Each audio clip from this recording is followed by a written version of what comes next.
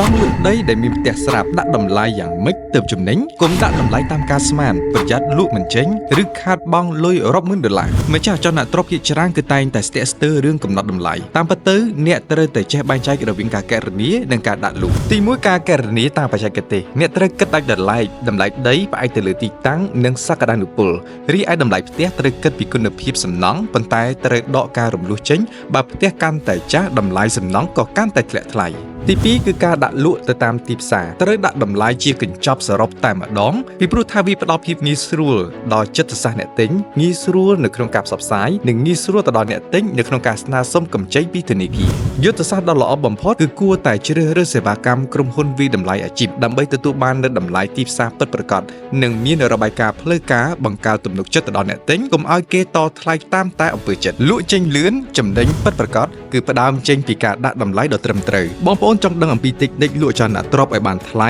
កុំភ្លេច follow Haber Property ដើម្បីទទួលបាននូវវីដេអូបន្ថែមចង់ទិញលក់ជួលអចលនទ្រព្យមែនទេសូមតាក់ទងមកកាន់ Haber Property